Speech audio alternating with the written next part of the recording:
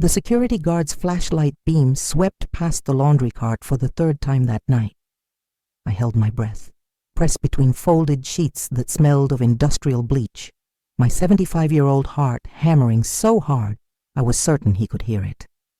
This was it. Either I made it past that door to freedom, or I'd spend the rest of my days in this prison my own children had put me in. My name is Rose Thompson, and 6 months ago, I never would have believed I'd be hiding in a laundry cart, escaping from a place that was supposed to be caring for me. 6 months ago, I was living in my house in Chicago, the same house where I'd raised my children, the same house where my husband Walter and I had built our life together. 6 months ago, I thought I knew my son Peter and my daughter Alice. I thought I'd raised them right, taught them about family, about loyalty, about doing what's decent and good in this world. I was wrong about so many things. The guard's footsteps faded down the hallway. Through the crack in the cart's lid, I could see the exit sign glowing red in the darkness. Just 50 more feet. 50 feet between me and the proof I needed to show the world what my children had done. 50 feet between captivity and the fight for my life, my home, my very sanity. But I'm getting ahead of myself. You're probably wondering how a woman my age ends up in a situation like this. You're probably wondering what kind of children would do this to their own mother. Trust me when I say I've asked myself those same questions every single day for the past 6 months. Let me tell you how I got here. Let me tell you about the children I raised, the life I built, and how it all came crashing down because of greed, lies, and a level of betrayal I didn't think was possible within a family. This is my story. Every word of it is true. And before we go any further, I want you to know something important. If you're watching this, if you've clicked on this video, you're about to hear a story that might make you angry, might make you sad, might make you hug your own mother a little tighter. If this story touches you in any way, I hope you'll take just 1 second to hit that like button.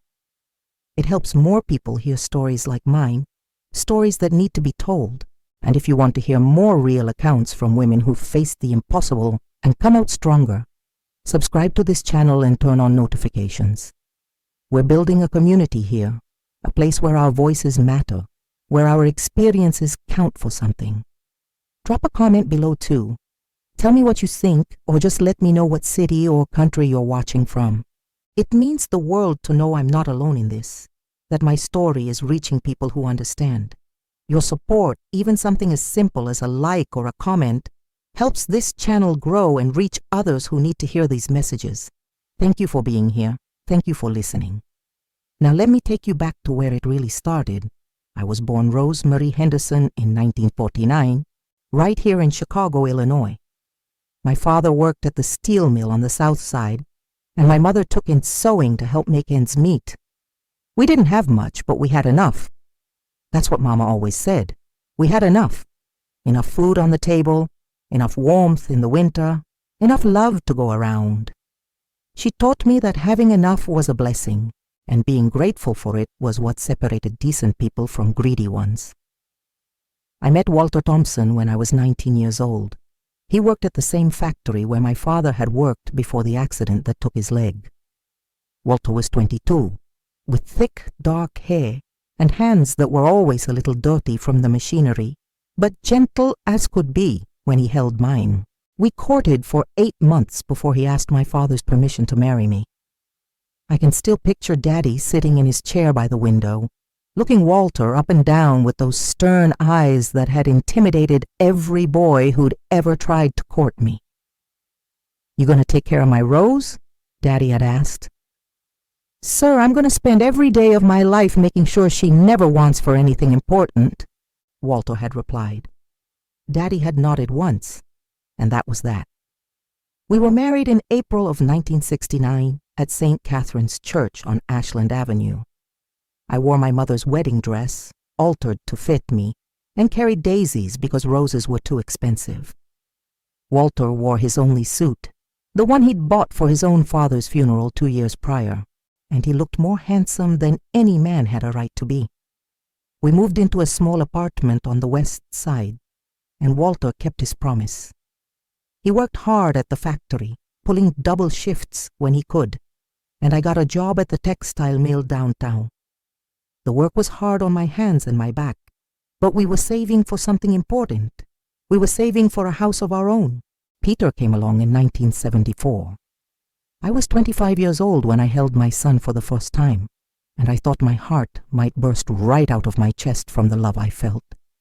He had Walter's dark hair and my green eyes, and from the moment he came into this world, he was the center of our universe. I quit my job at the textile mill to stay home with him. Money got tighter, but Walter picked up even more hours, and we made it work because that's what you did. You made it work for your family. Alice was born 2 years later in 1976. She came into the world screaming her head off, and she didn't stop for what felt like the first year of her life.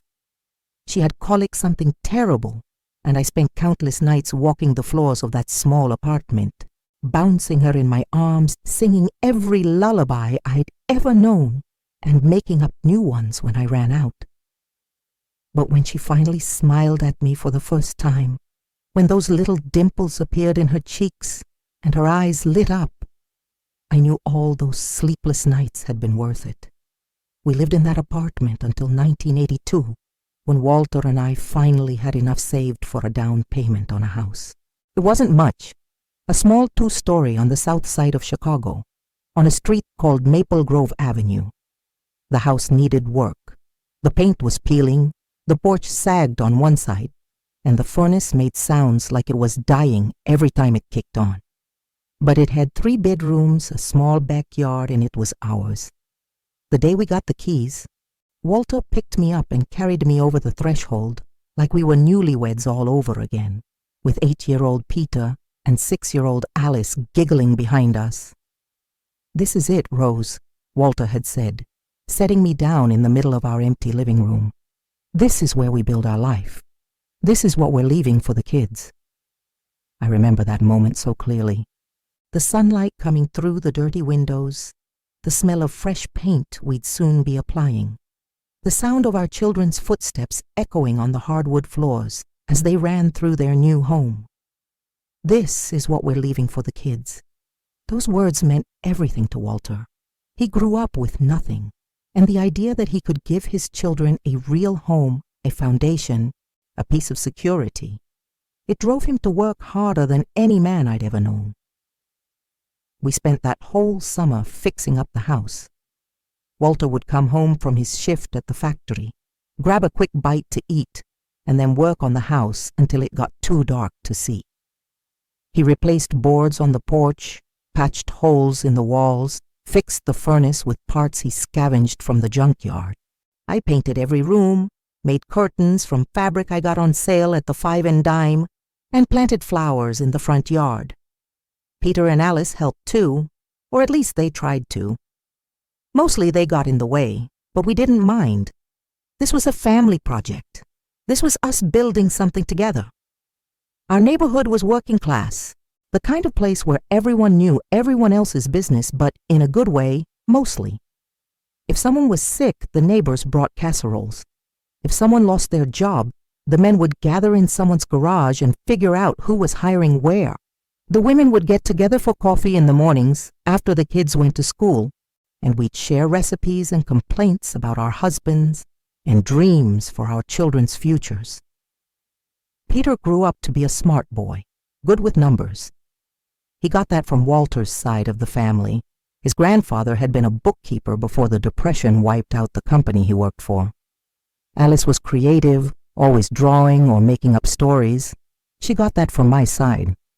My mother had a talent for seeing beauty in everyday things and turning them into something special. I raised those children the best way I knew how. I made sure they did their homework every night at the kitchen table. I cooked them hot meals, meatloaf on Mondays, spaghetti on Wednesdays, pot roast on Sundays after church. I taught them to say please and thank you, to respect their elders, to work hard for what they wanted. Walter taught them about responsibility, about keeping your word, about the value of an honest day's work. We weren't rich, not by a long shot. There were times when money was so tight I had to choose between buying new shoes for the kids or fixing the washing machine. There were Christmases when the presents under the tree were homemade or second-hand, wrapped in newspaper because we couldn't afford fancy wrapping paper. But we always had a roof over our heads, food on the table, and more importantly, we had each other. I thought I was teaching my children that family was more important than money, that love mattered more than material things. Looking back now, I wonder if they were even listening. Peter graduated high school in 1992 and got a job at a bank downtown.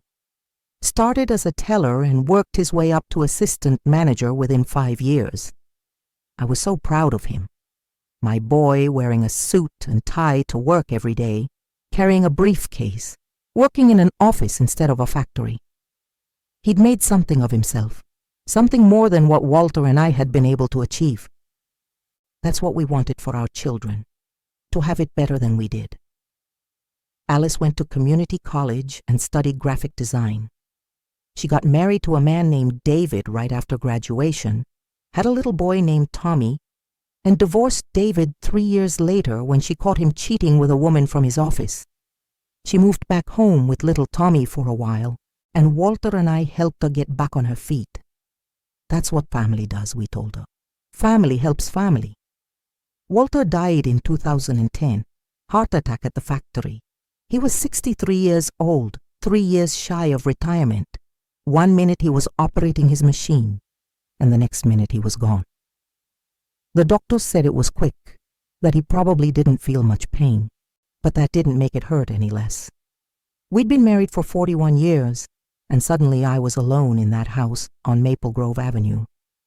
Peter and Alice were wonderful in those first few months after Walter died. They came over almost every day, helped me sort through Walter's things, handled all the paperwork and legal matters. Alice would stay for dinner, and we'd sit in the kitchen like we did when she was little, talking about everything and nothing. Peter would fix things around the house that needed fixing, just like his father used to do. I thought I was blessed to have such caring children. I thought the lessons Walter and I had taught them had stuck. I thought our family was strong, that the foundation we'd built would hold firm even without Walter here to maintain it. I was about to find out just how wrong I was. The first few years after Walter's death were hard, but I adjusted. You have to, don't you? Life doesn't stop just because your heart is broken. I kept up the house as best I could. I had Walter's pension and Social Security, enough to cover the bills and put food on the table. The house was paid off. Walter had made the final payment just 2 months before he died, and I remembered how proud he'd been of that, how he'd taken me out to dinner at the little Italian place we'd gone to on our first date to celebrate. "This house is yours now, Rose," he'd said, holding my hand across the checkered tablecloth. "No matter what happens, they can't take this from you. You'll always have a roof over your head." I wish he could have known how prophetic those words would turn out to be. Peter got promoted to branch manager in 2012.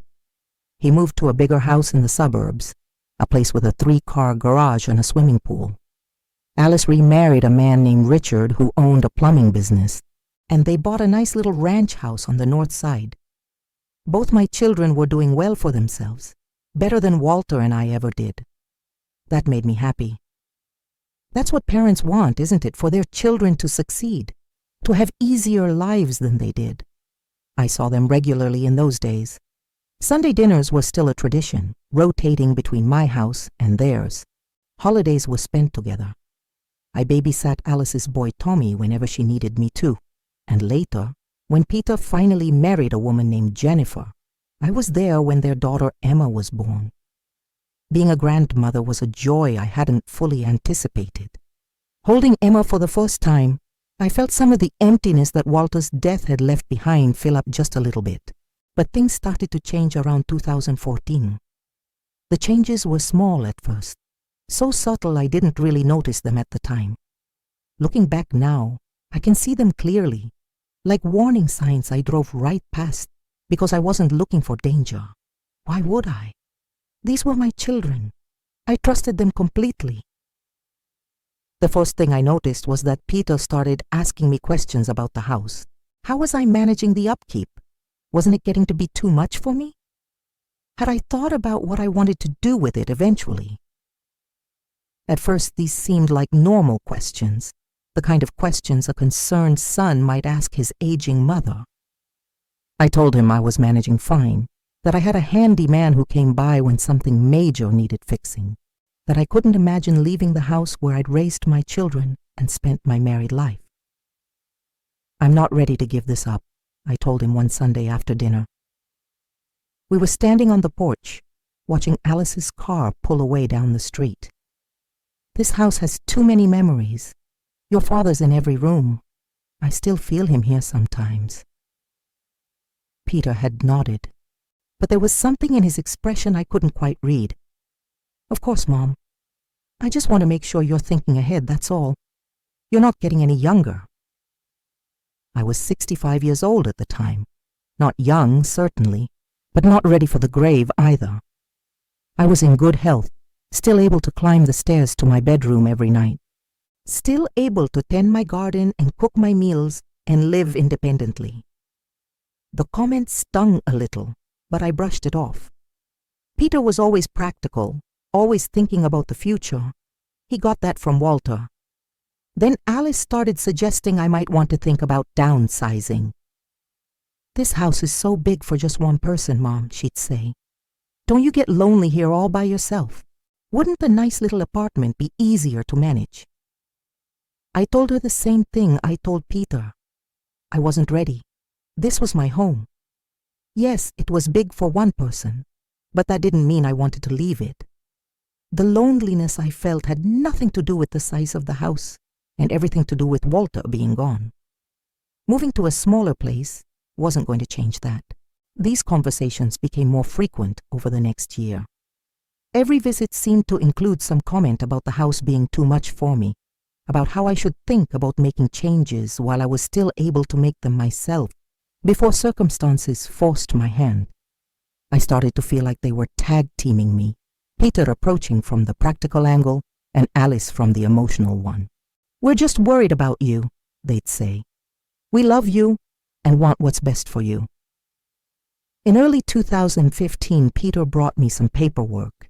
He said it was just to make things easier, to give him and Alice power of attorney in case anything happened to me. It's just a precaution, Mom, he explained, spreading the papers out on my kitchen table. If you got sick and couldn't make decisions for yourself, this would let Alice and me handle things for you. It's what responsible families do. I should have read those papers more carefully. I should have taken them to a lawyer and asked questions, but I trusted my son. Why wouldn't I? This was Peter, the baby boy I'd rocked to sleep, the child I'd nursed through chickenpox and measles, the young man I'd helped with his homework and taught to drive and sent off to his first job with my heart full of pride. If Peter said this was just a precaution, just a way to make things easier, I believed him. I signed the papers. He got them notarized at the bank where he worked. I didn't think anything more about it. That was my first mistake. It wouldn't be my last. Throughout 2015 and 2016, the comments about the house continued, but I stood firm. This was my home, and I wasn't leaving it. I noticed that Peter and Alice seemed frustrated with me sometimes, but I chalked it up to them genuinely worrying about their aging mother. I never imagined anything else could be motivating them. The changes in their behavior were gradual enough that I rationalized each one as it happened. Peter started visiting less frequently, claiming he was busy with work. When he did visit, he seemed distracted, impatient, checking his phone constantly. Alice still came by for Sunday dinners, but there was a tension in her I couldn't quite identify. She'd snap at little Tommy over things that seemed trivial, and she'd grown critical of the house in ways she'd never been before. The house really needs work, Mom, she said one evening in the fall of 2016, running her finger along the windowsill in the living room. Look at this. The paint is chipping everywhere, and that crack in the foundation is getting worse. It's going to cost a fortune to fix all this. The house is old, I replied a bit defensively. Old houses need maintenance. Your father and I kept up with it for years, and I'm doing the best I can now." "That's what I mean," Alice said, and there was something in her tone that felt less like concern and more like accusation. "You can't keep up with it alone. It's too much for one person, especially someone your age." "Someone your age? I was 67. I wasn't decrepit. I wasn't senile." But the way she said it made me feel like I was already 1 foot in the grave. In January of 2017, I slipped on some ice on my front steps and broke my wrist.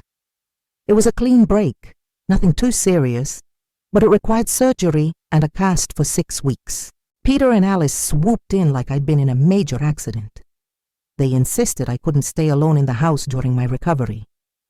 They said I needed help, that it wasn't safe for me to be by myself when I couldn't use one hand properly. Alice moved in for 2 weeks to help me. At first I was grateful. She cooked meals, helped me bathe and dress, drove me to doctor's appointments. But then I started noticing other things. She was going through my papers when she thought I wasn't looking. She asked pointed questions about my finances. How much was in my bank account? What did I get from Walter's pension? Did I have any investments or savings I hadn't mentioned? "I'm just trying to help you organize things, Mom," she'd say when I questioned her. "You need someone to help you keep track of all this." When my wrist healed and Alice went back to her own house, I felt a strange sense of relief to have my home to myself again. But something had shifted. I couldn't quite put my finger on it, but the way my children looked at me had changed. It was like they were seeing me differently now, not as their mother, but as some kind of burden, some kind of problem they needed to solve. The conversation in early April of 2017 should have been my wake-up call. Peter and Alice both came over on a Saturday afternoon, without the grandkids, without their spouses. That alone should have tipped me off that something was up. They sat me down at the kitchen table, and Peter did most of the talking.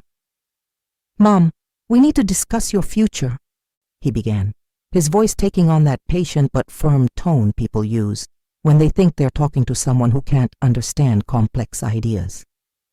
"Alice and I have been talking, and we think it's time to seriously consider some changes."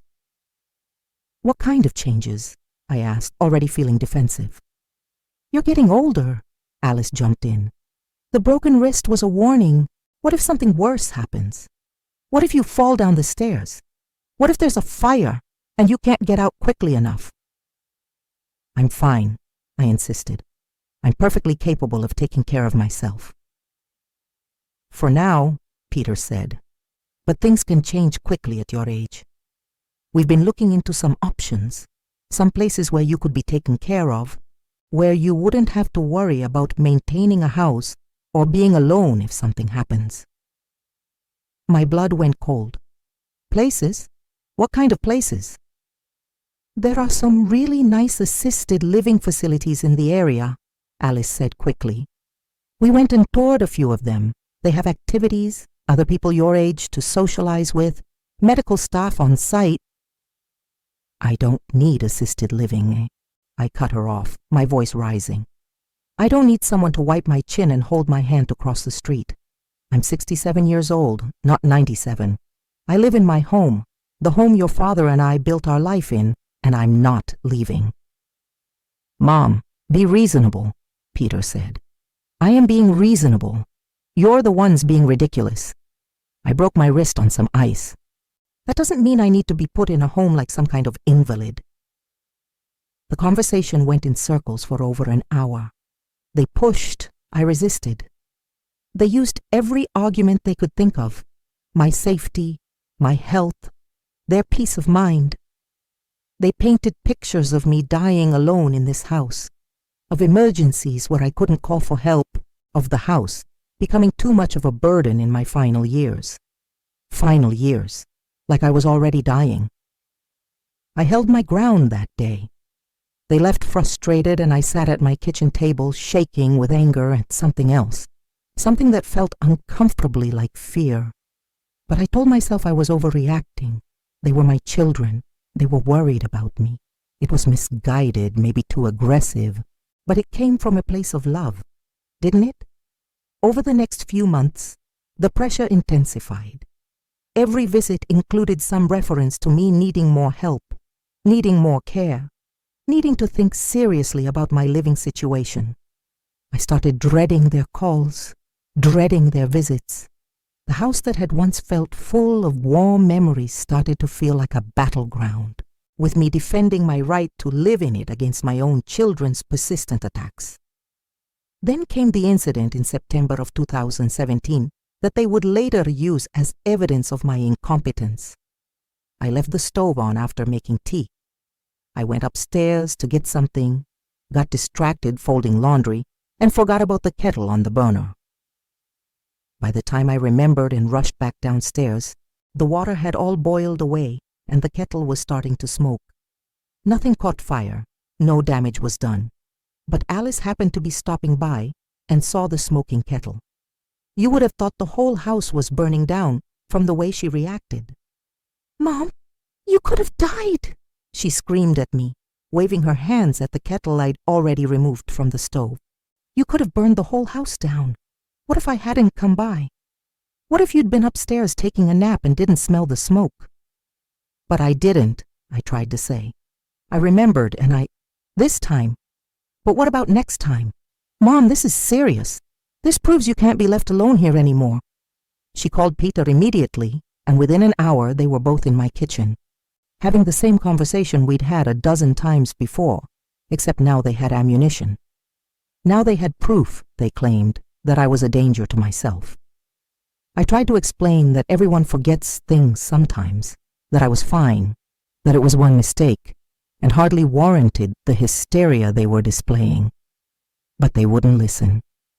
The decision had already been made in their minds. I just didn't know it yet. The visits from my children became less frequent after that. When they did come by, the atmosphere was strained.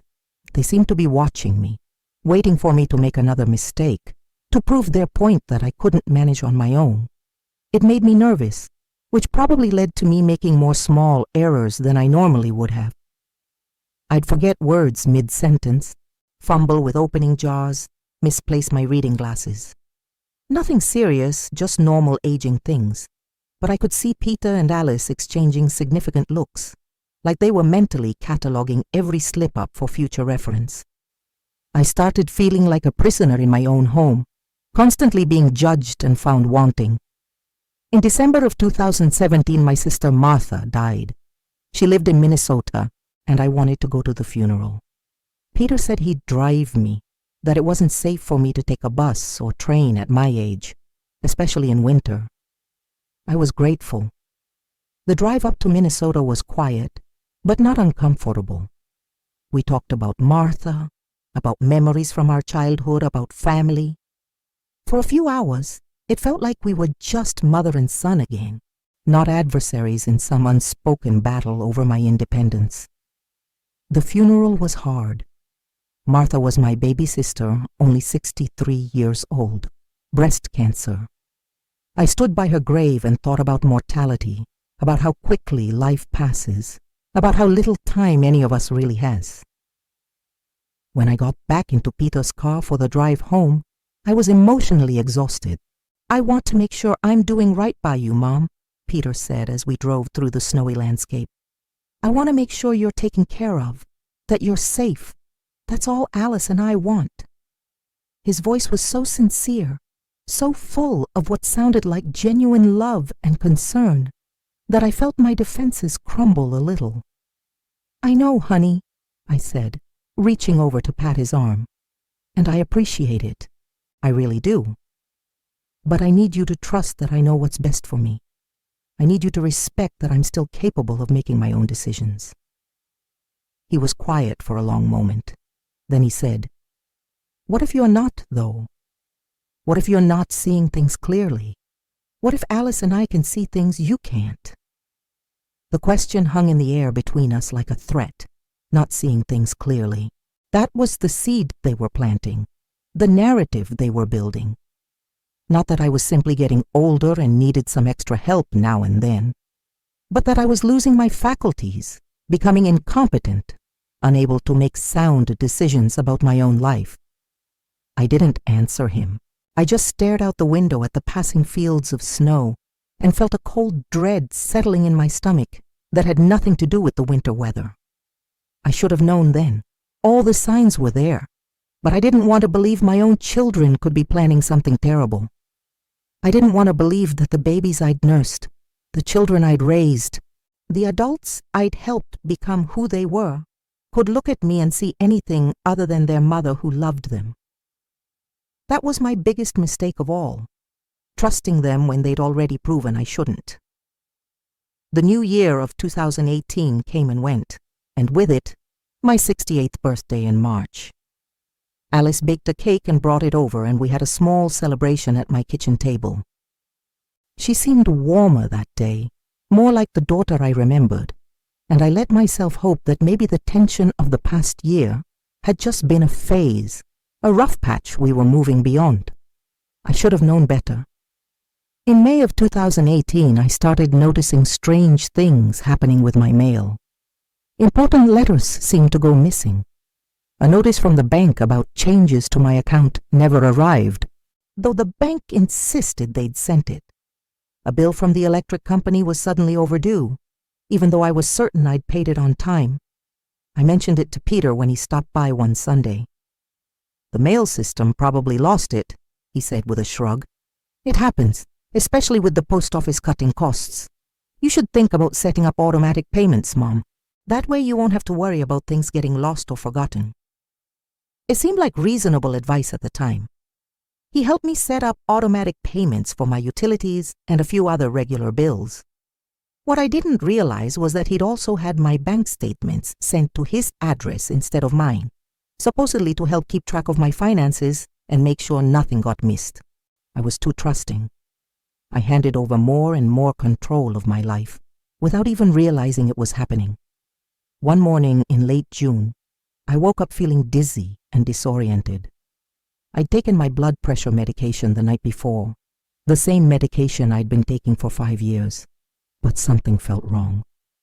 I spent the whole day feeling like I was moving through fog, struggling to concentrate, fighting waves of nausea. By evening, I felt a bit better, but it shook me up. I called Alice and told her what had happened. She came over immediately with Richard, her husband. They were both so concerned, so attentive. Alice insisted on staying the night to make sure I was okay. I appreciated the gesture, even though I assured her I was fine, that it was probably just a side effect of the heat wave we were having. Chicago summers can be brutal, especially for older people.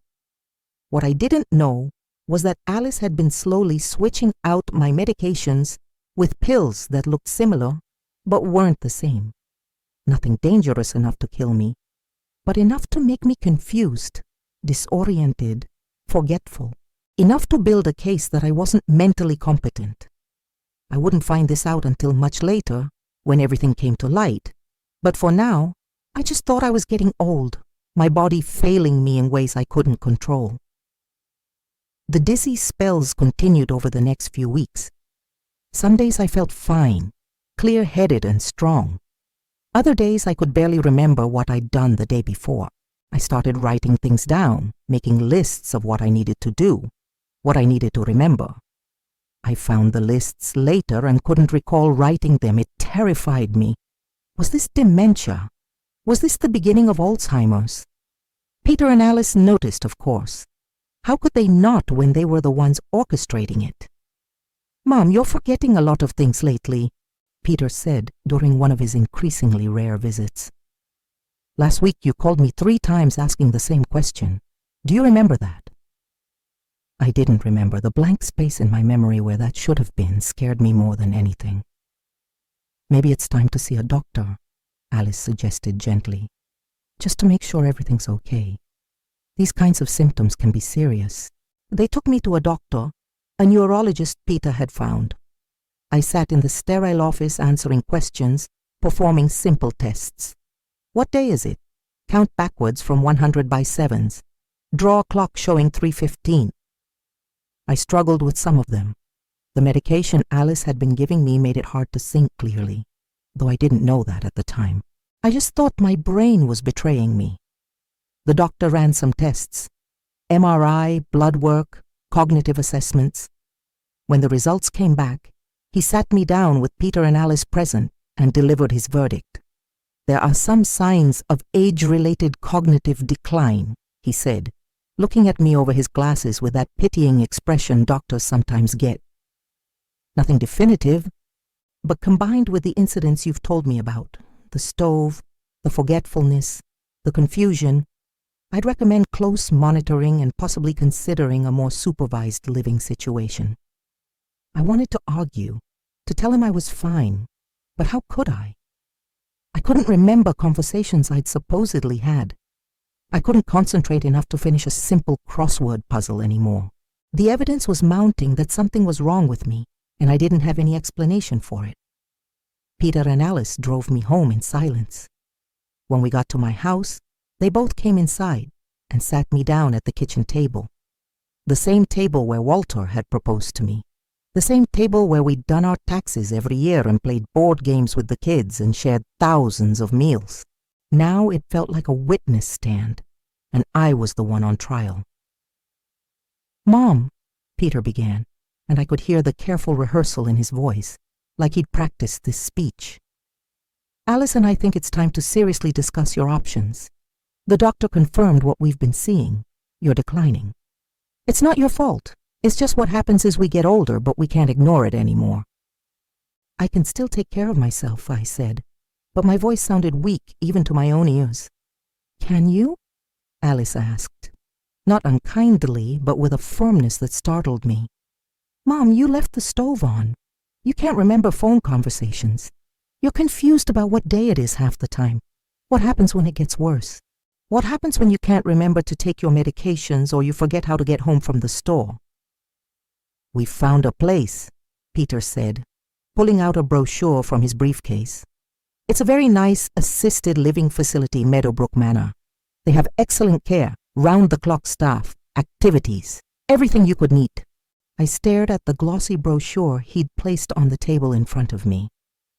It showed smiling old people playing bingo, eating in a bright cafeteria, sitting in neat little rooms that looked nothing like a real home. It looked like a prison with better lighting. "I don't want to go to a home," I said, my voice breaking. "Please don't make me go to a home." "It's not about what you want anymore." "Mom," Peter said, and there was something in his tone that sent a chill down my spine. "It's about what's necessary. It's about keeping you safe." "Your father and I bought this house," I said, and I could hear the desperation in my voice. "We built our life here. All my memories are here. You can't just take me away from my home." "The house will still be here," Alice said soothingly. "We'll take care of it for you. We'll make sure everything is maintained and kept up. You don't need to worry about that." But I did worry. Some deep instinct told me that once I left this house, I'd never come back. Some part of me that wasn't clouded by whatever was making me so confused knew that this was about more than just my safety, more than just their concern for my well-being. This was about the house. This had always been about the house. But I couldn't articulate that thought clearly enough to argue it. The medication swimming through my system made everything fuzzy, made their arguments sound reasonable, even when every fiber of my being screamed that this was wrong. "We'll arrange a visit," Peter said, standing up as if the matter was already settled. "You can see the place, meet some of the staff, get a feel for it. I think once you see how nice it is, you'll feel better about the whole thing." They left, and I sat at my kitchen table staring at that horrible brochure until the sunlight coming through the window faded to darkness.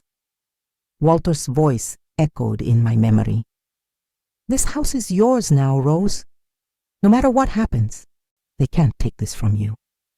But they were going to try. And I didn't know how to stop them. The visit to Meadowbrook Manor happened a week later. Peter picked me up in the morning, and we drove to a sprawling complex on the outskirts of the city. It was exactly like the brochure. Clean, bright, filled with old people who all seemed to move in slow motion, supervised by cheerful staff members who spoke in voices too loud, like we were all hard of hearing and simple-minded. The director, a woman named Mrs. Patterson with shellacked hair and a smile that didn't reach her eyes, gave us the full tour. She showed us the common areas, the dining hall, the activities room where a group of elderly women were making pathetic crafts out of popsicle sticks. She showed us a room that could be mine, a tiny space with a single bed, a dresser, a small TV, and a window that looked out onto the parking lot.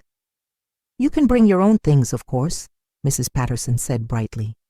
"Photos, a favorite blanket, personal items. We want all our residents to feel at home." But this wasn't home. This would never be home. This was where you came to wait for death, warehoused with other old people society had decided were no longer useful. "What do you think, Mom?" Peter asked as we stood in that sterile little room. "It's nice, isn't it?" "No," I wanted to scream. "It's awful. It's a prison. Don't make me come here." But all I said was, "It's very clean." Peter smiled like I'd just agreed to something, like my non-resistance was the same as consent. On the drive home, he talked about logistics. When would I move in? What furniture did I want to bring? Should we start sorting through my things now so I wouldn't be overwhelmed later? I let his words wash over me without really listening, staring out the window at the city I'd lived in my entire life, wondering if I'd ever see it again once I was locked away in that place. When we got back to my house, I told Peter I needed to lie down, that I had a headache. It wasn't a lie. My head was pounding, whether from stress or from whatever medication Alice had been giving me, I didn't know. He left, and I climbed the stairs to my bedroom, each step feeling like climbing a mountain. I lay down on the bed I'd shared with Walter for 40 years and stared at the ceiling. The water stain in the corner had been there since 1989 when the roof leaked during a bad storm. Walter had fixed the leak, but we'd never bothered to paint over the stain. "It tells a story," he'd said. "This whole house tells our story." And now they wanted to take that story away from me. I must have fallen asleep because the next thing I knew, it was dark outside and someone was knocking on my door. I stumbled downstairs, still groggy, and opened it to find Alice standing on my porch. "Mom, are you okay?" she asked, pushing past me into the house. "I've been calling you for hours and you didn't answer. I got worried. I hadn't heard the phone ring. I'd been so deeply asleep, so disconnected from the world." "I was taking a nap," I said, my voice rough with sleep. Alice made me sit down while she bustled around my kitchen, making tea I didn't want, pulling food from my refrigerator to make dinner I wouldn't eat. She kept up a steady stream of chatter about her day, about Tommy's school play, about nothing that mattered, and all I could think was, she's checking on me. She's making sure I'm still here, still confused, still exactly where they want me.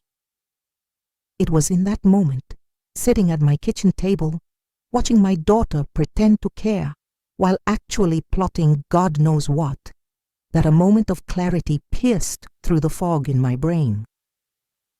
They were going to take my house. They were going to put me in that home and take my house. The house Walter and I had worked our whole lives for.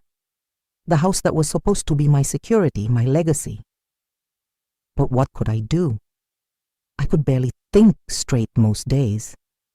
I couldn't trust my own memories. Who would believe me if I tried to tell someone what I suspected? I sounded paranoid even to myself. Alice stayed for dinner, watching me eat like she was monitoring my every bite. When she finally left, I sat in the quiet house and felt more alone than I had even in the darkest days after Walter's death. The trap was closing around me, and I had no idea how to escape it. The summer of 2018 crawled by in a haze. I had good days where my mind felt clear and I could function normally, and bad days where I couldn't remember if I'd eaten breakfast or what year it was. Peter and Alice visited frequently, always watching, always commenting on my forgetfulness, my confusion, my declining state. In August, they told me they'd put a deposit down on a room at Meadowbrook Manor. I would be moving in September 1st. "It's all arranged, Mom," Peter said. We've hired movers to help pack up your things.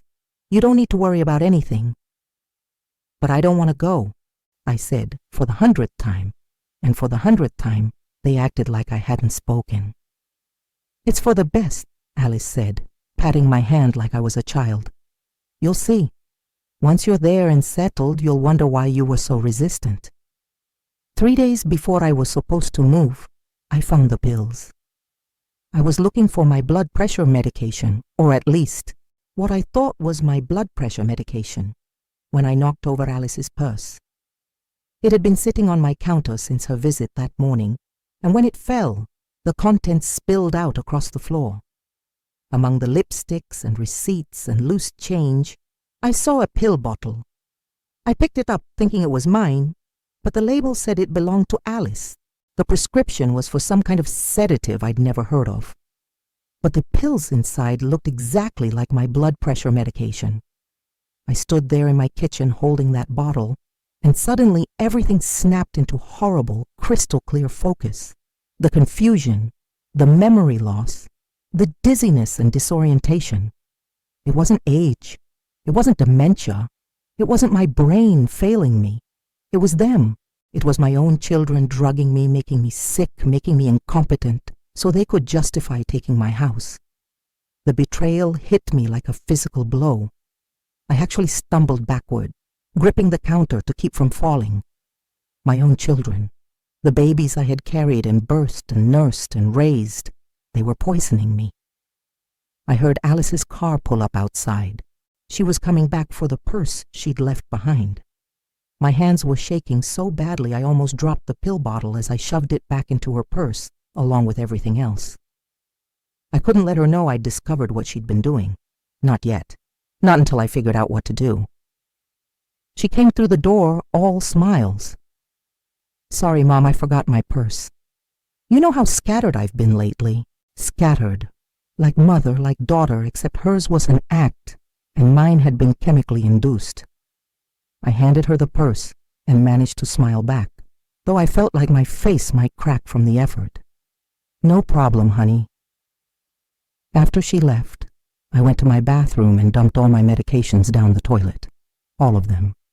Whatever Alice had been giving me, whatever pills she'd switched out, they were all going down the drain. I'd deal with actually needing my real medications later. First, I needed my mind back. The withdrawal was awful. The first few days without whatever she'd been giving me, I felt sick in ways I'd never experienced before. Shaking, sweating, nauseous. But I also felt my mind starting to clear, like a fog was slowly lifting. Thoughts that had been muddy and confused started to sharpen. Memories came back into focus. I'd been so stupid, so trusting, but not anymore. I had 3 days until they were supposed to move me to Meadowbrook Manor. 3 days to figure out how to stop this, how to prove what they'd been doing to me, how to save my home and my life.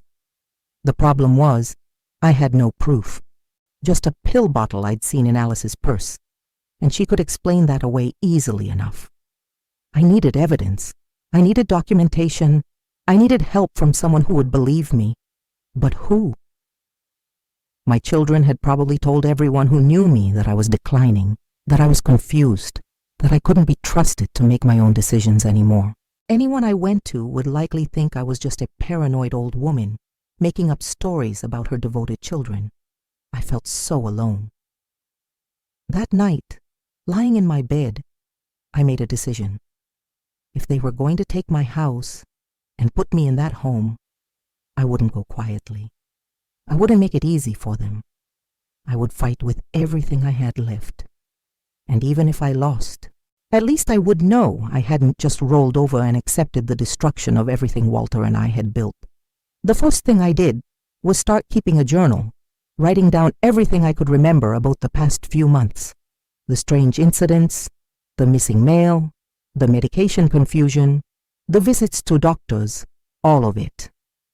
I hid the journal under a loose floorboard in my bedroom closet, somewhere no one would think to look. The second thing I did was stop eating or drinking anything that had been in my house when Alice or Peter visited. I lived on crackers and water I bought fresh from the store, Things I knew couldn't have been tampered with. It felt paranoid, but I couldn't take any chances.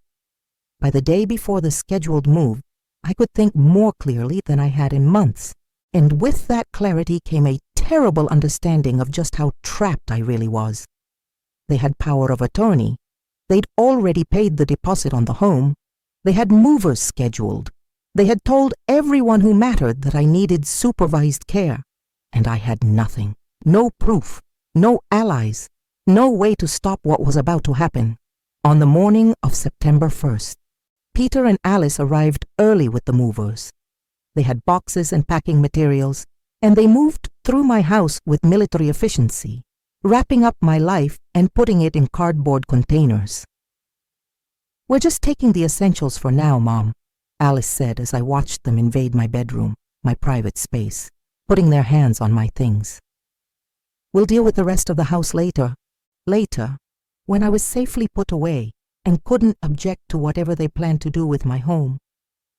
I wanted to scream. I wanted to fight. But I also knew that if I caused a scene, if I got hysterical, it would just prove their point that I wasn't competent. So I sat at my kitchen table and watched them dismantle 40 years of my life, packing up the pieces like they meant nothing. By noon, they had loaded everything they deemed necessary into the moving truck. Peter took my arm, gently but firmly, and guided me toward his car. "Time to go, Mom," he said. "Your new home is waiting for you." Your new home.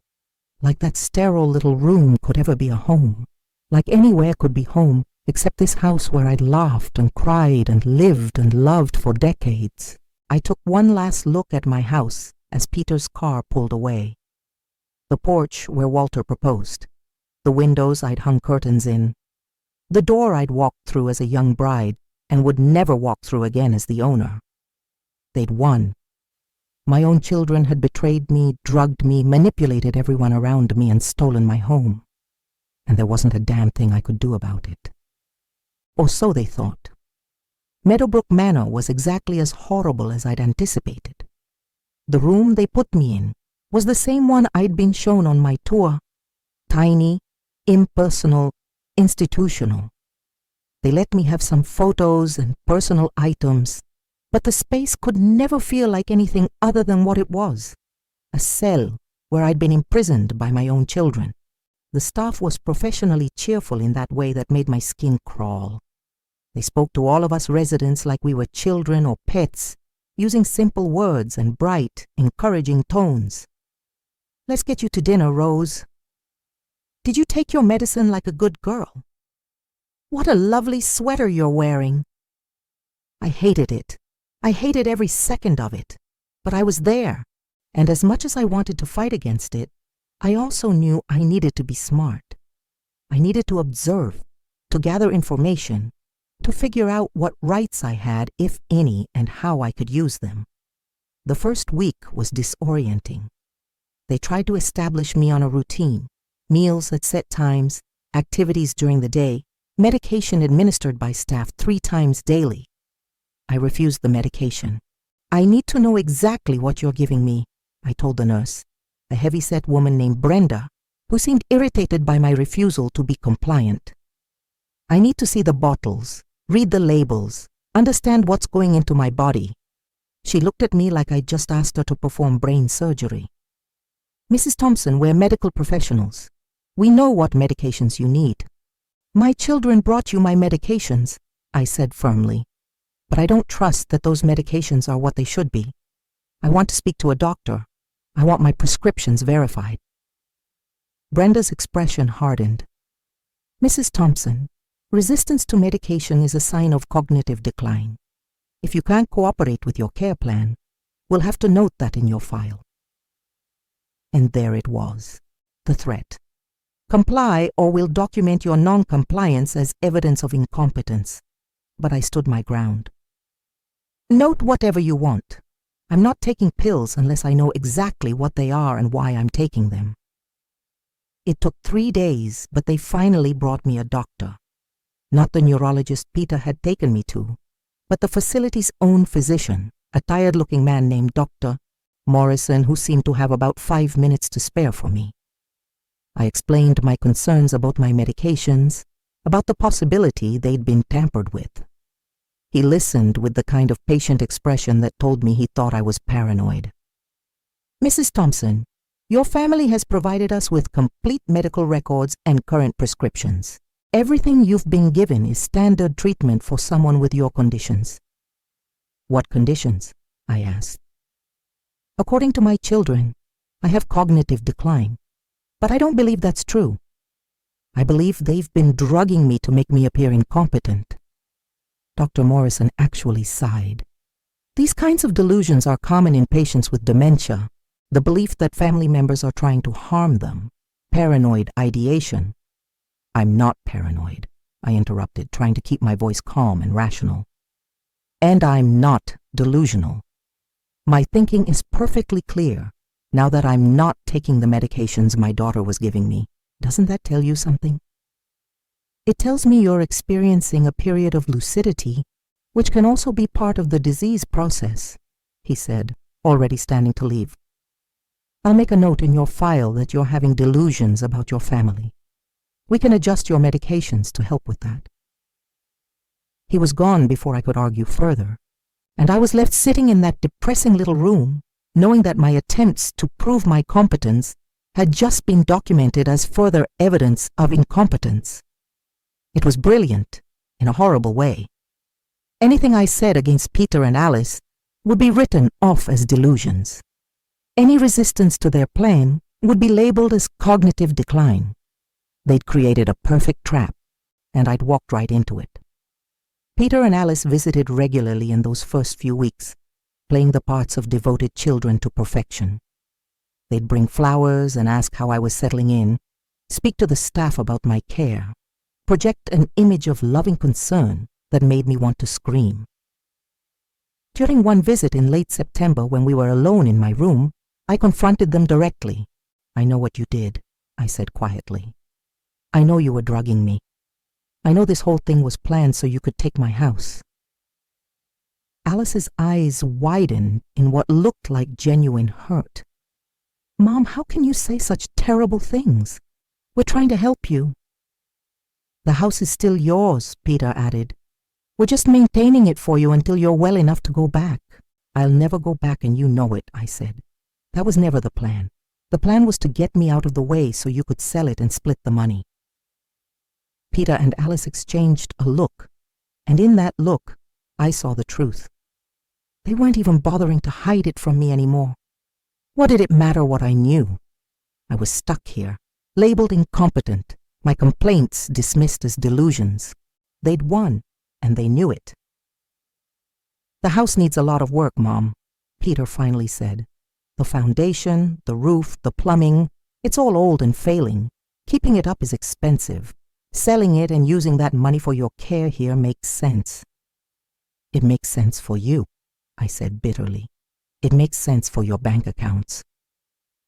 "You're being paranoid again," Alice said, and she actually sounded sad about it, like my accusations hurt her.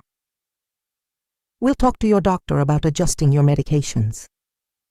After they left, I sat in my room and cried for the first time since arriving at Meadowbrook.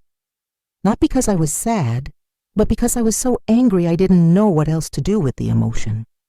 They were going to sell my house, they were going to profit from their betrayal, and there was nothing I could do to stop them. Or was there? I started paying closer attention to how Meadowbrook operated. The staff rotated in shifts, and some were more attentive than others. Security at night consisted of one guard, who mostly sat at the front desk watching a small television. The doors were locked from the outside, but not from the inside, a fire safety requirement. The residents were monitored, but not that closely. We were old, after all, most of us with dementia or physical limitations. None of us were considered flight risks. But I didn't have dementia. My mind was clear now, clearer than it had been in months, and I was more mobile than many of the other residents. I could walk without assistance, climb stairs, move quickly when needed. The seed of an idea began forming in my mind, a desperate, probably stupid idea, but it was something. It was action instead of passive acceptance. I couldn't fight this from inside Meadowbrook. My complaints were ignored, my accusations dismissed as delusions. But if I could get out, if I could get to someone who would listen, maybe I could prove what Peter and Alice had done. Maybe I could save my house before they sold it. I needed 3 things: a plan for getting out, a destination once I was out, and proof of what my children had done to me. The proof was going to be the hardest part. The journal I'd kept was still hidden in my house, assuming they hadn't found it yet. The pill bottle Alice had been carrying was long gone. I needed something concrete, something that couldn't be dismissed or explained away. And then I remembered. Peter had mentioned setting up automatic payments from my bank account. He'd had my statements sent to his address. That meant there was a paper trail of financial transactions I hadn't authorized, possibly even fraudulent activity. If I could get access to those records, if I could show a pattern of unauthorized access to my accounts. But I'd need to get to a bank or to my house, where I might have kept copies of old statements. I'd need to get out of Meadowbrook first. I spent weeks planning. I watched the patterns of the staff, the timing of their rounds, the habits of the security guard. I noticed that laundry was collected every night around 10 p.m., loaded onto large carts, and wheeled down to the basement. The carts were big enough that a person could hide in them if they were small and flexible enough. I also observed that the night security guard, a man named Frank, often stepped outside for a smoke around 10:30, leaving the front desk unattended for 5 to 10 minutes. The side door near the laundry room was locked, but it was a simple lock, the kind I'd seen Walter pick 100 times when we'd locked ourselves out of various rooms in our house over the years. It wasn't a perfect plan. There were a dozen ways it could go wrong, but doing nothing was not an option anymore. I needed to time it carefully. I needed to choose a night when Peter and Alice wouldn't be expecting me to do anything unusual, when I hadn't given them any reason to have me more closely monitored than usual. I needed to be patient. The waiting was torture. Every day I sat in that place, I imagined Peter and Alice preparing my house for sale, clearing out the belongings that meant something to me, erasing Walter's memory and mine from those walls. Every visit from them was a performance where they played concerned children and I played the delusional mother, all of us reading our lines in a script that made me sick. But I waited, I watched, I prepared. And then, on the night of November 15th, 2018, I made my move. The laundry cart was even more cramped than I'd anticipated, and the smell of bleach was overwhelming. I'd positioned myself near the bottom, covered with sheets and towels from my own room that I'd been collecting for days, claiming I'd spilled things and needed them washed. The laundry staff barely paid attention to the residents' requests. They just tossed everything into the carts and wheeled them away. I felt the cart begin to move, heard the wheels squeaking on the linoleum floor. My heart was pounding so hard, I was sure whoever was pushing the cart could hear it. 75 years old and hiding in a laundry cart. If the situation weren't so desperate, it might have been funny. The cart stopped and I heard voices. The security guard, Frank, talking to whoever was doing the laundry run. I held my breath, praying they wouldn't look too closely at the contents of the cart. Their conversation seemed to last forever. Something about a football game, about Frank's daughter's upcoming wedding, about the weather turning cold early this year. Normal conversation between people who had no idea they were standing 3 feet away from an escape in progress. Finally, the voices faded. The cart started moving again. I could tell when we passed from the carpeted hallway to the tile floor of the laundry room by the change in sound the wheels made. The cart stopped, and I heard footsteps walking away. I waited, counting slowly to 100, giving whoever had delivered the cart time to leave the area completely. Then I carefully lifted the edge of the sheet covering me and peered out. The laundry room was empty, fluorescent lights buzzing overhead, machines silent and waiting for morning. I climbed out of the cart, my joints protesting after being cramped in that position for so long. I stood still for a moment, listening for any sound of approaching footsteps. Nothing. The side door was where I remembered it from my observations. A plain metal door with a simple push-bar lock.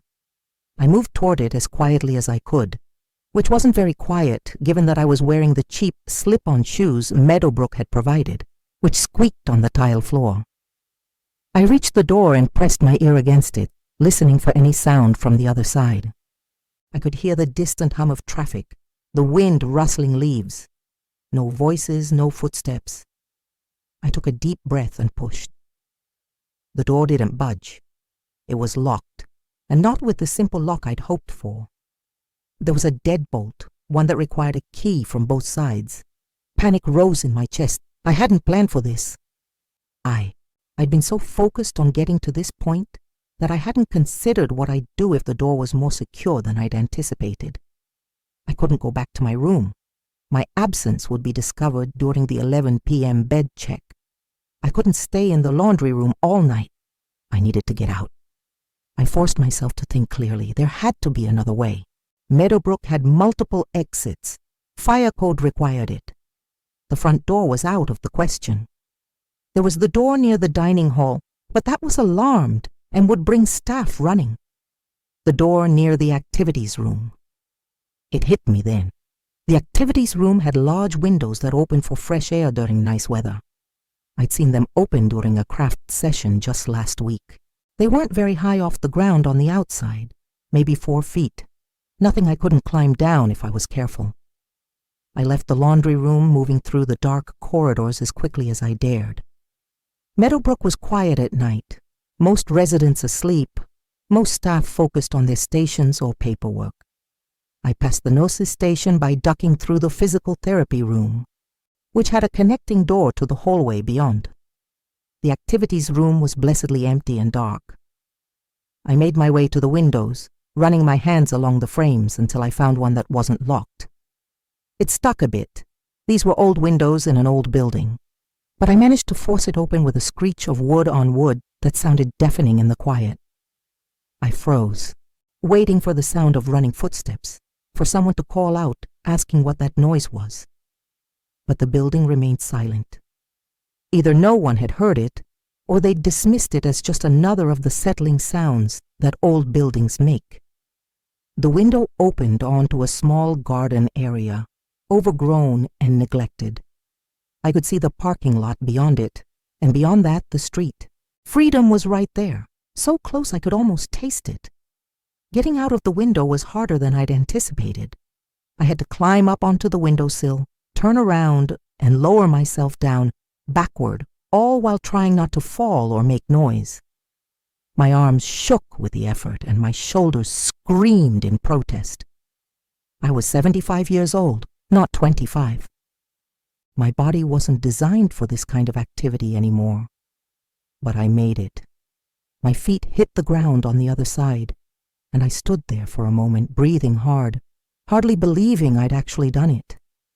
I'd escaped from Meadowbrook Manor. I was out. Now came the hard part, getting somewhere safe and finding the proof I needed to expose what Peter and Alice had done. I moved through the overgrown garden, thorns from wild rose bushes catching on my clothing, wet leaves soaking my shoes. When I reached the edge of the parking lot, I paused to get my bearings. Meadowbrook was on the outskirts of the city, in an area I wasn't very familiar with. I needed to find a phone, needed to call someone who could help me. But who? Peter and Alice had isolated me so effectively that I couldn't think of anyone who would believe me over them, anyone who wouldn't just call them immediately and tell them their poor delusional mother had run away from the care facility. Then I remembered Helen Richardson. She'd been my neighbor on Maple Grove Avenue for 20 years before she moved to Florida to be near her daughter. But before she left, she'd given me her daughter's number and made me promise to call if I ever needed anything. "Anything at all, Rose," she'd said. "I mean it. We old gals have to stick together." I didn't have my phone. That had been taken from me when I'd been admitted to Meadowbrook, supposedly for safekeeping, but really as another way to control and isolate me. But I had memorized Helen's daughter's number, repeating it to myself every night before bed as a kind of talisman, a connection to the outside world. I needed to find a phone. The businesses along the street were all closed at this hour. It was past 11 p.m. now. But I spotted a gas station about 2 blocks away, lights still on, and where there was a gas station, there was usually a payphone, assuming those still existed in this age of cell phones.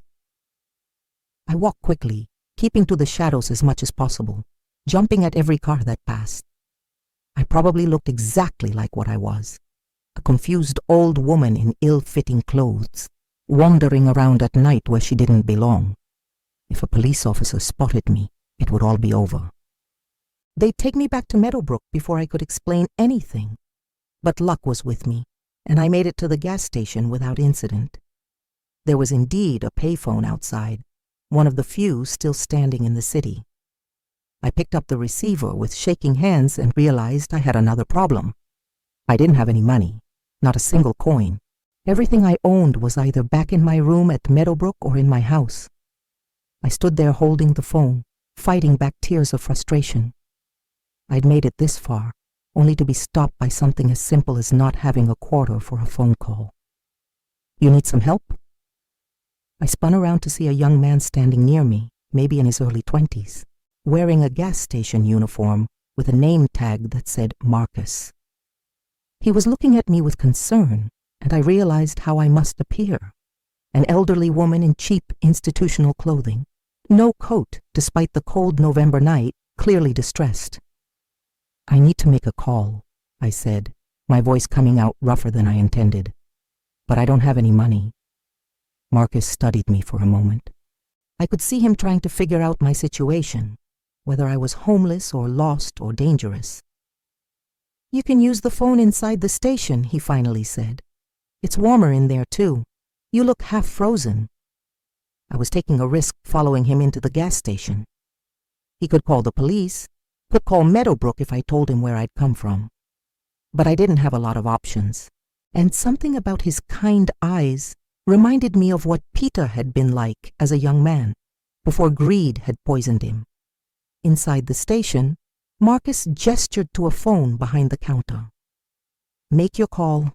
Take your time." My fingers were so cold and shaking so badly that I misdialed twice before I got the number right. The phone rang once, twice, 3 times. "Please answer," I prayed. "Please. Helen's daughter, whoever you are, please answer." "Hello?" A woman's voice, sleepy and confused.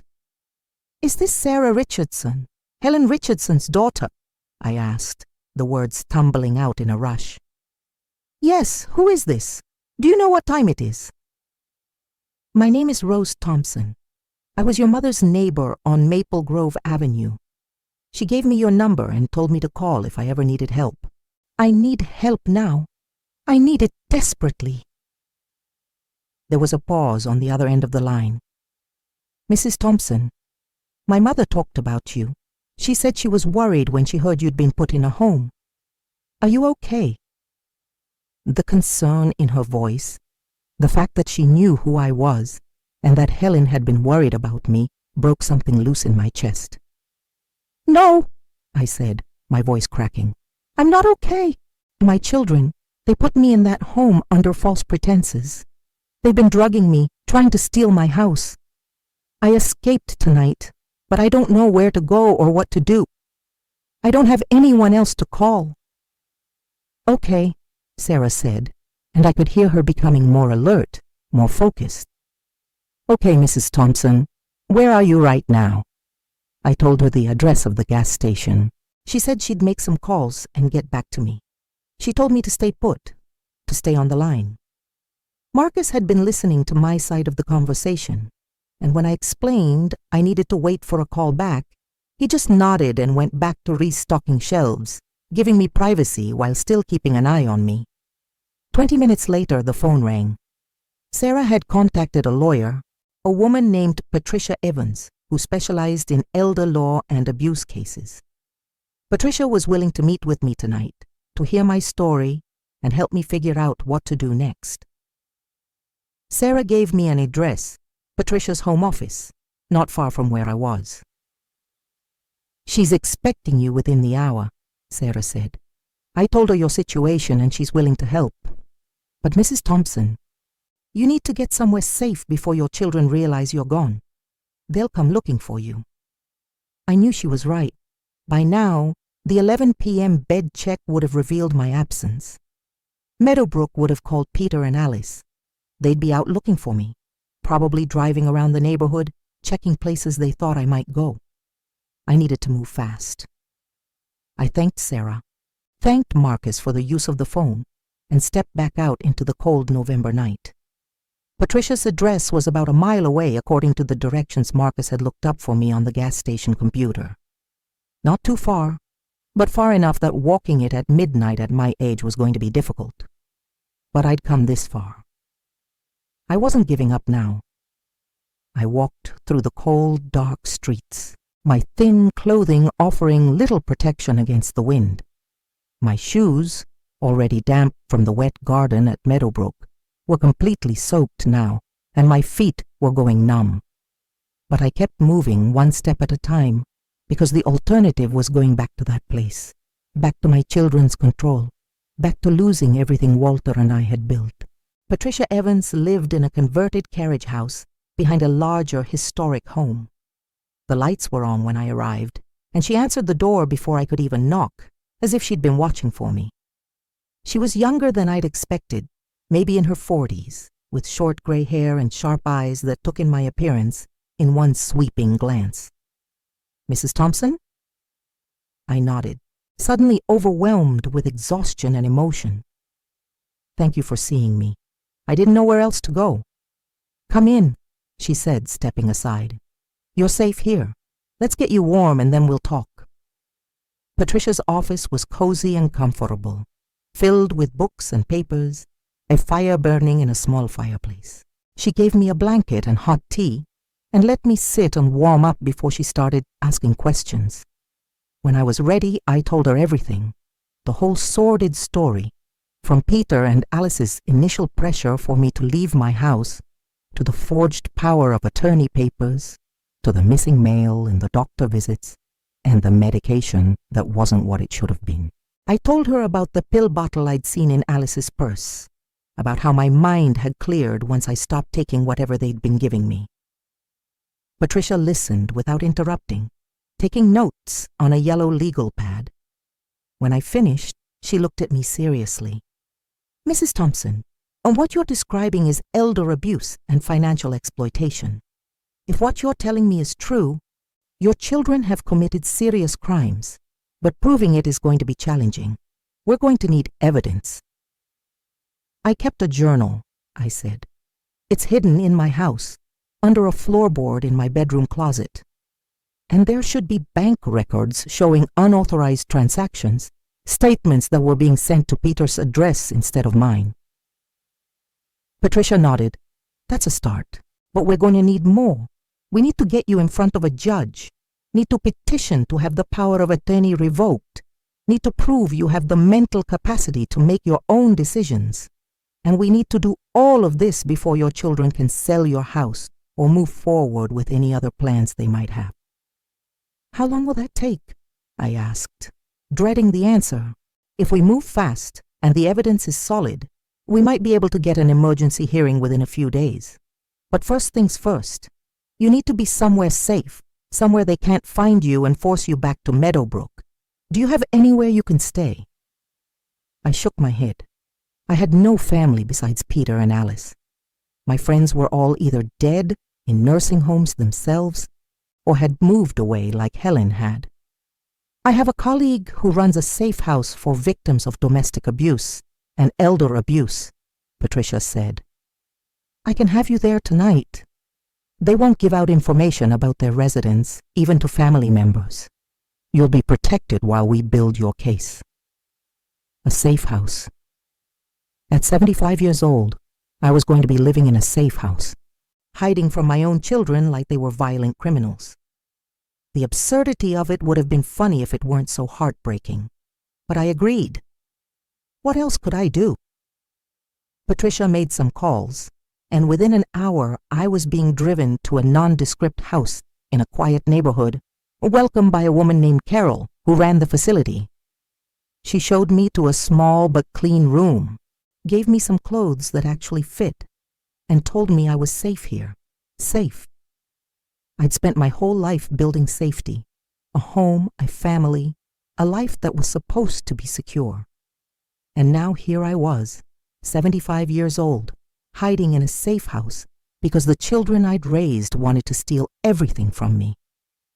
I lay down on the narrow bed in that unfamiliar room and finally let myself cry. Not quiet tears, but deep, wrenching sobs that shook my whole body. I cried for Walter, who'd worked himself to death to give our family security. I cried for the children I thought I'd raised, who turned into people I didn't recognize. I cried for myself, for the violation of trust and the betrayal that cut deeper than any physical wound could. But when the tears finally stopped, when I'd cried myself empty, something else filled the space they'd left behind. It was anger, yes, but it was also determination. They'd underestimated me.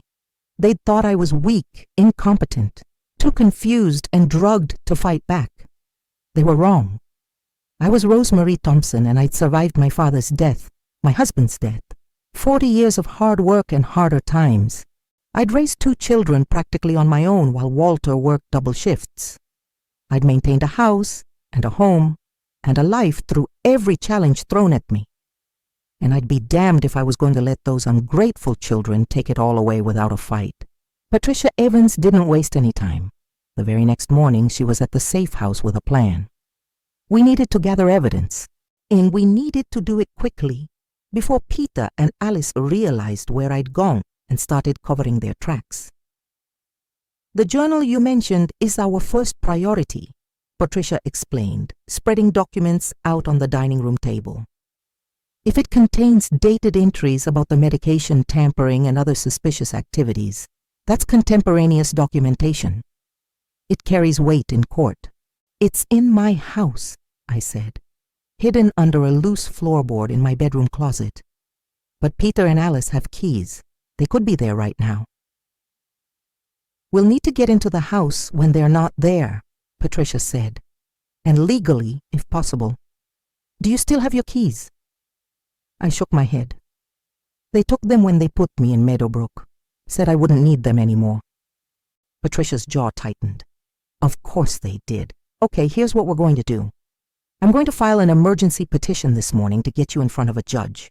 We're going to argue that you were placed in Meadowbrook under fraudulent circumstances, that the power of attorney was obtained through deception, and that you're being financially exploited. Will the judge believe me? I asked. Peter and Alice have medical documentation, doctor's reports. From doctors they chose, after they'd been medicating you without your knowledge, Patricia interrupted. We're going to request an independent medical evaluation. We're going to get you in front of a neurologist who has no connection to your children, and we're going to prove that your mind is sound. But that takes time, and time is something we might not have much of. She was right. Even now, Peter and Alice were probably searching for me. They'd have called the police, reported a missing person with dementia who wandered away from her care facility. Every cop in the city will be looking for me, thinking they were helping a confused old woman when they were actually helping my children continue their crime. There's something else we need to consider, Patricia said, her expression grave. If we go forward with this, if we go public with accusations of elder abuse and fraud, your children will fight back. They'll paint you as a delusional old woman making up stories about her devoted children. They'll use your escape from Meadowbrook as evidence of your incompetence. This is going to get ugly, Rose. Are you prepared for that?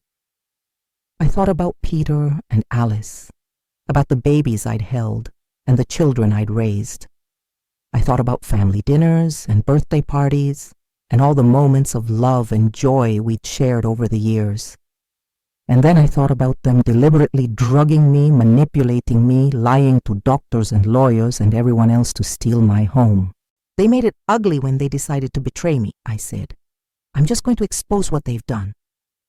Patricia smiled, and there was something fierce in it. Good. Then let's get to work. The emergency hearing was scheduled for 2 days later on Monday morning. That gave us the weekend to prepare, to gather what evidence we could, to build the strongest case possible. Patricia hired a private investigator, a man named David Chen, to surveil my house and document Peter and Alice's activities. By Saturday afternoon, he'd already discovered something interesting. Peter had been meeting with real estate agents, getting the house appraised, discussing listing prices. He's moving fast, David reported, showing us photos he'd taken with a telephoto lens of Peter and a woman in a business suit walking through my house taking notes. He's trying to get the house on the market as quickly as possible. Can he sell it? I asked Patricia, panic rising in my chest. I'm still alive. It's still my house. Can he legally sell it without my consent? With the power of attorney, he can argue that he's acting in your best interests using the proceeds for your care, Patricia explained. It's not legal given the circumstances, but that won't stop him from trying, which is why we need to move fast. Over the weekend, Patricia also arranged for me to be evaluated by an independent psychiatrist, Dr. Sarah Martinez, who specialized in geriatric mental health. Dr. Martinez came to the safe house on Sunday morning and spent 3 hours with me, conducting cognitive tests, asking questions about my memory and my life, evaluating my mental state. Mrs. Thompson, she said when we finished, I see no evidence of dementia or any cognitive impairment that would prevent you from making sound decisions about your own care and finances. Your memory is excellent, your reasoning is clear, and you show no signs of the kind of decline that would necessitate supervised living. Can you put that in writing? Patricia asked. We need it for the hearing tomorrow. Dr. Martinez nodded. I'll have a full report ready by this evening. That night I barely slept. Tomorrow I would face a judge and make my case. Tomorrow I would accuse my own children of terrible crimes. Tomorrow my life would either start to return to normal or it would spiral even further out of control. Monday morning came too quickly. Patricia picked me up from the safe house early, and we drove to the courthouse together. She'd prepared me for what to expect, coached me on how to answer questions, told me to stay calm and stick to the facts, no matter how emotional things got. Peter and Alice will likely be there, she warned me as we walked up the courthouse steps. They'll have been notified about the hearing. Are you ready to see them? Was I ready to see my children? The children who'd betrayed me, who'd stolen from me, who'd treated me like an obstacle to be removed. I didn't know if I'd ever be ready for that, but I didn't have a choice. I'm ready, I said. The courtroom was smaller than I'd expected, less dramatic than what you see on TV. The judge, a woman in her 60s named Margaret Hartwell, looked stern but not unkind, and sitting on the other side of the courtroom with their own lawyer were Peter and Alice. They looked shocked to see me. Peter's face went pale, and Alice's mouth actually fell open. They'd probably thought I'd be found by now, thought I'd be back in Meadowbrook with my escape attempt used as further proof of my incompetence. They hadn't expected me to show up in court with a lawyer, making formal accusations against them. This is an emergency hearing regarding the case of Rose Thompson versus Peter Thompson and Alice Richardson, Judge Hartwell began. Miss Evans, you filed this petition. Please proceed. Patricia stood, and in clear, precise language, she laid out our case. She explained how Peter and Alice had pressured me to leave my home, how they'd obtained power of attorney under false pretenses, how they'd had me placed in an assisted living facility despite my objections. She presented Dr. Martinez's evaluation showing I had no cognitive impairment. She showed bank records that David Chen had obtained, showing Peter had been making transfers from my accounts without my knowledge or consent. Peter and Alice's lawyer a sharp-looking man named Gordon Pierce, objected repeatedly, calling our claims outrageous and unfounded. But Patricia countered every objection with documentation, with facts, with evidence that was hard to dispute. Then it was my turn to speak. Patricia had warned me this would be the hardest part, facing my children directly and telling the judge what they'd done to me. I walked to the witness stand on shaking legs, put my hand on the Bible, and swore to tell the truth. "Mrs. Thompson," Patricia began gently, "please tell the court, in your own words, what happened." I took a deep breath and began to talk. I told Judge Hartwell about the pressure to leave my home, about the doctor visits where Peter had influenced the diagnosis, about the missing mail and the strange pills and the gradual loss of my mental clarity. I told her about finding the pill bottle in Alice's purse, about dumping my medications and feeling my mind clear. I told her about being taken to Meadowbrook against my will, about being dismissed and labeled delusional when I tried to report what was happening. "Your Honor," I said, my voice stronger than I'd expected it to be, "I'm 75 years old, but I'm not incompetent. I am not senile. I do not need to be in a nursing home. My children convinced everyone around me that I was declining because they wanted my house, and they were willing to drug me and lock me away to get it. Gordon Pierce cross-examined me aggressively, trying to paint me as confused, as misremembering events, as suffering from the very dementia I claimed not to have. But I held my ground. I answered every question clearly and directly. I didn't get flustered or emotional, even when he implied I was making up stories about my own children. Then Peter was called to testify. He denied everything, of course. He said they'd acted out of love and concern, that my declining health had forced them to make difficult decisions. He claimed they were just trying to ensure I received proper care. "And the house?" Patricia asked during her cross-examination. "You've been meeting with real estate agents. Were you planning to sell your mother's house?" Peter shifted uncomfortably. "The house needs extensive repairs that would be very costly. Selling it and using the proceeds for mother's care made financial sense." "Financial sense for whom?" Patricia pressed. "Your mother's pension and Social Security are more than sufficient to cover her expenses at Meadowbrook. The money from selling the house would go where exactly?" "Into a trust for her care," Peter said, but he wouldn't meet Patricia's eyes. "A trust you would control as power of attorney?" "For her benefit, yes. And if she were to pass away, who would inherit whatever was left in that trust?" Peter didn't answer immediately. He didn't have to. The implication was clear. Alice's testimony was similar. Denials, claims of concern and love, insistence that everything they'd done was for my benefit. But Patricia had done her homework. She showed evidence of Alice's purchases made around the same time my bank accounts were being drained. She showed emails between Peter and Alice discussing what they'd do with their inheritance once the house was sold. It was damning. And watching them squirm under Patricia's questioning, I felt something shift inside me. These weren't my children anymore. These were strangers who looked like Peter and Alice but had hearts I didn't recognize. The people I'd raised, the people I'd loved, wouldn't have done this. These were different people, people poisoned by greed and entitlement. After both sides had presented their cases, Judge Hartwell took a recess to review the evidence and make her decision. Patricia and I waited in a small room outside the courtroom, and I couldn't read her expression. "How did we do?" I asked. "I think we made a strong case," she said carefully. "But judges can be unpredictable, especially in family matters. We'll know soon." 30 minutes later, we were called back into the courtroom. Judge Hartwell looked at all of us with an expression I couldn't quite read. "I've reviewed the evidence presented today," she began, "and I've listened to testimony from both sides. This is a troubling case, one that speaks to the vulnerabilities faced by our aging population and the potential for exploitation even by those who should be most trusted." She turned to look directly at Peter and Alice.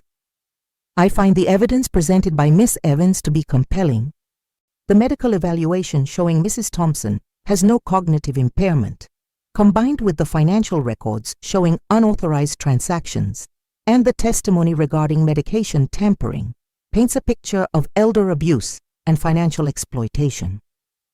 Peter started to stand to protest, but his lawyer pulled him back down.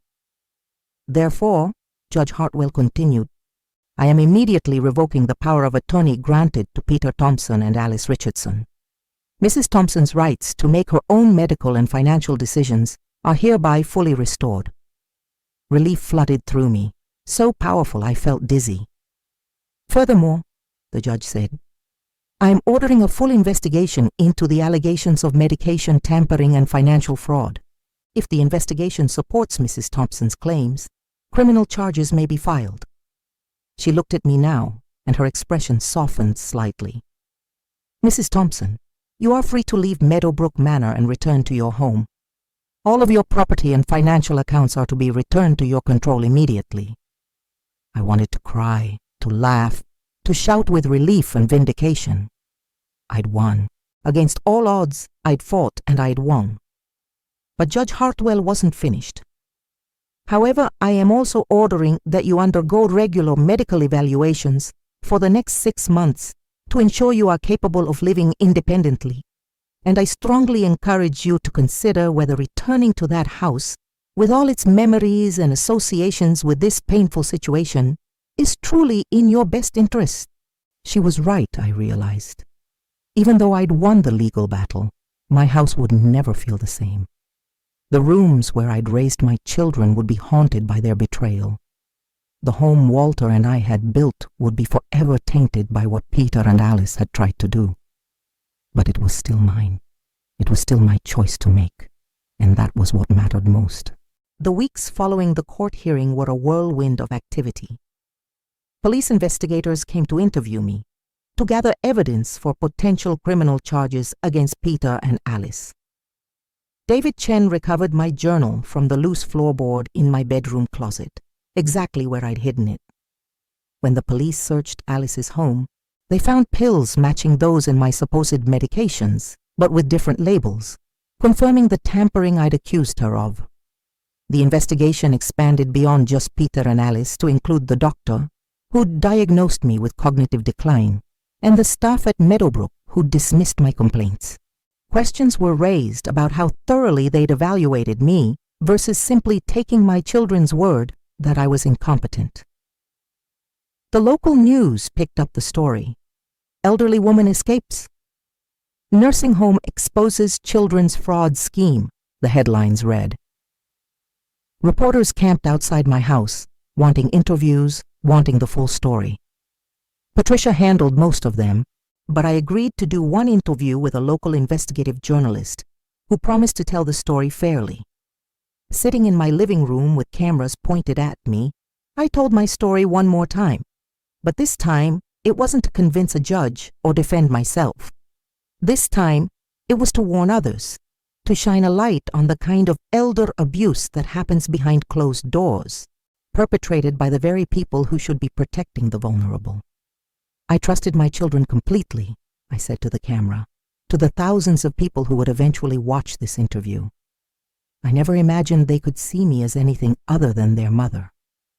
But somewhere along the way, I stopped being a person to them and became an obstacle, an inconvenience, a source of money they felt entitled to. The interviewer asked if I thought other families might be going through similar situations. I know they are, I said. Elder abuse is more common than people want to admit, and it's not always about beatings or neglect. Sometimes it's about manipulation and control.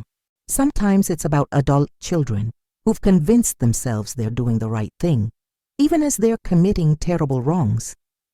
When the interview aired, my story went viral. People across the country shared it, commented on it, talked about their own experiences with family members who'd been taken advantage of.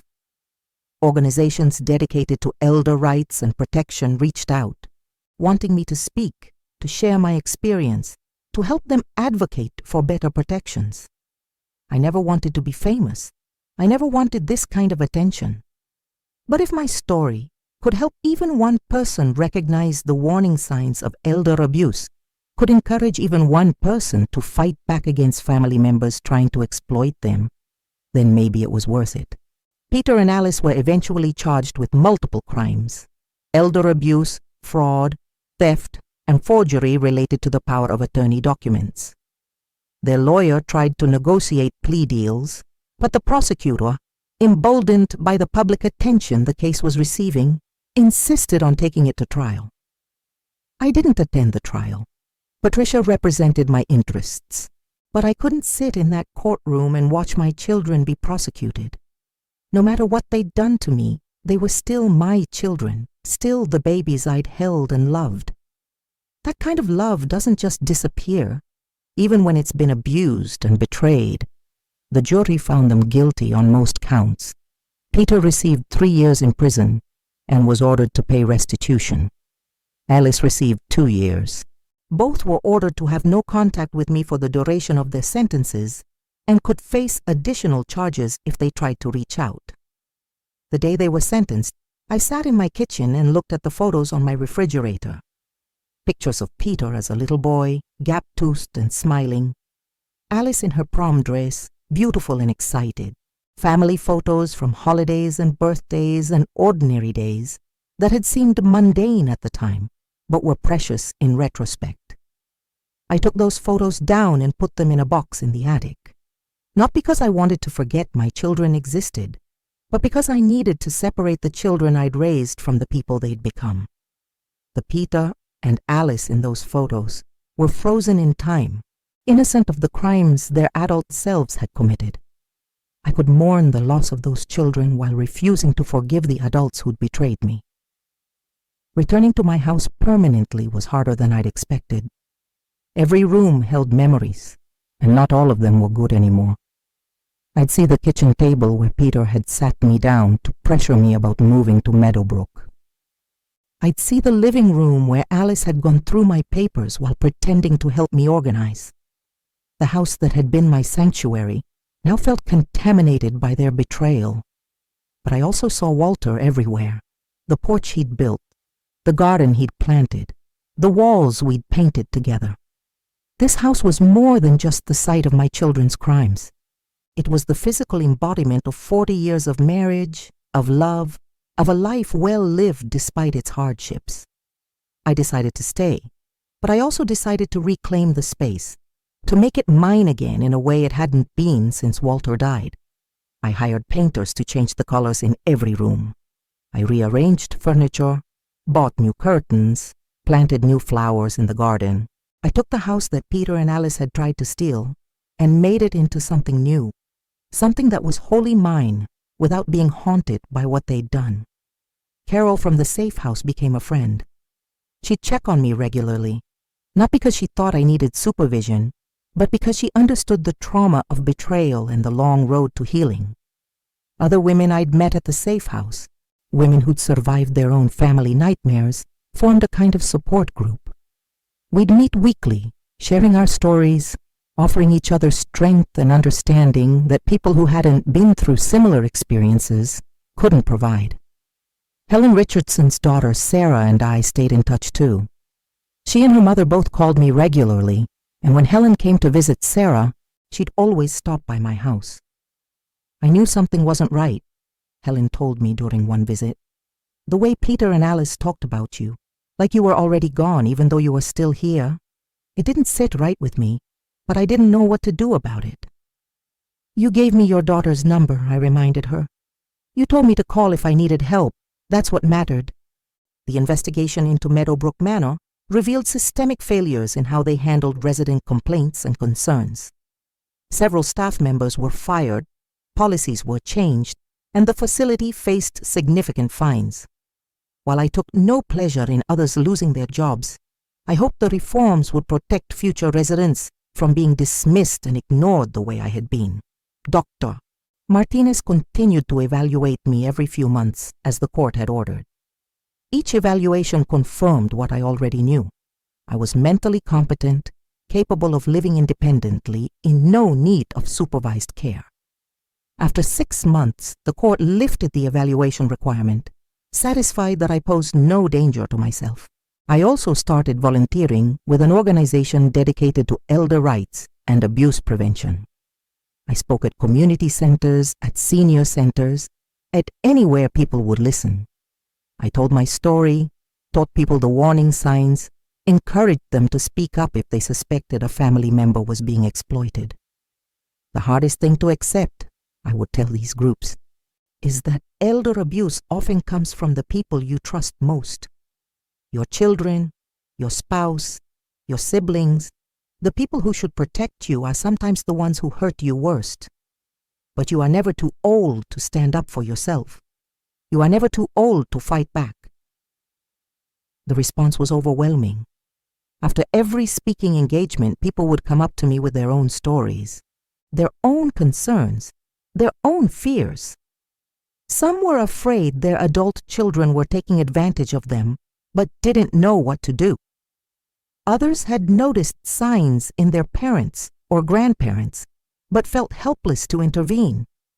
I listened to all of them. I gave advice when I could, referrals to lawyers and agencies when I couldn't.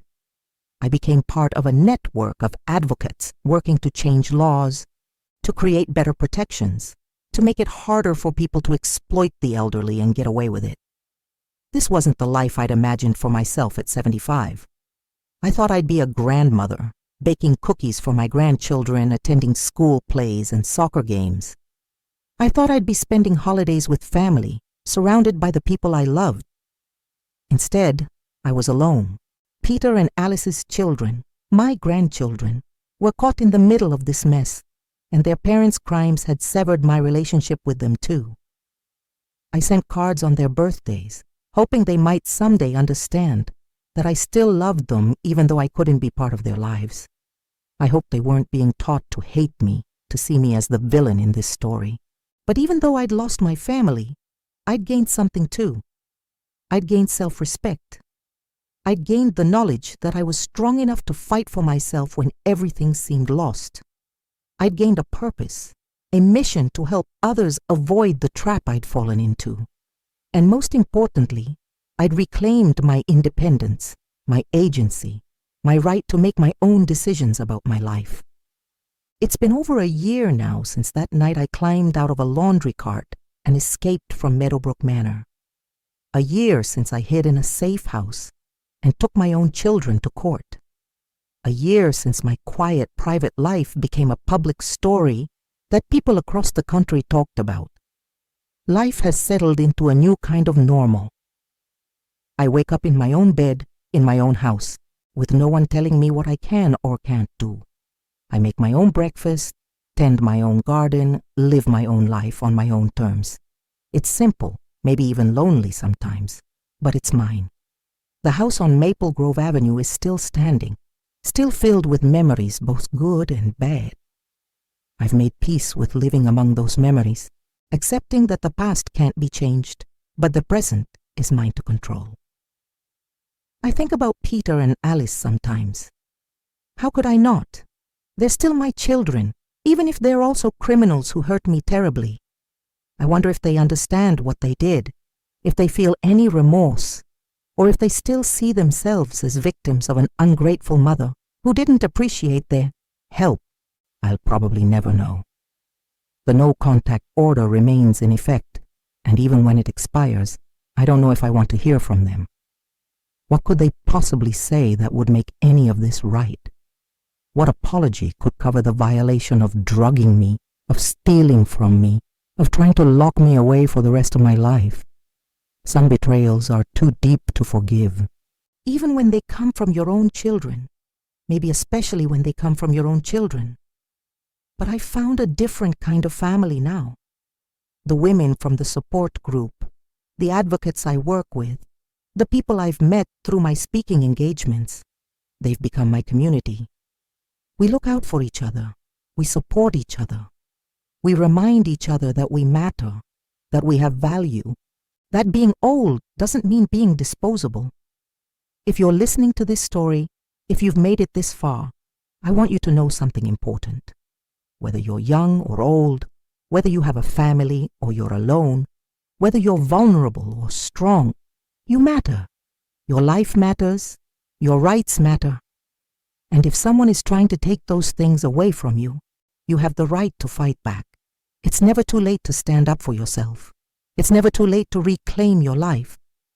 I was 75 years old when I escaped from that nursing home. 75 when I fought my children in court. 75 when I became an advocate for elder rights. If I can do it, if I can rebuild my life and find purpose after such a profound betrayal, then anyone can. Don't let anyone tell you you're too old, too confused, too incompetent to make your own decisions.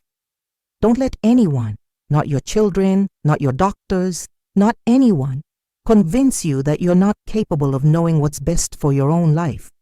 And if you see someone else being taken advantage of, speak up. Don't assume that just because it's family, it's none of your business. Some of the worst abuse happens within families, hidden behind closed doors and smiling faces at family gatherings. Be vigilant. Be brave.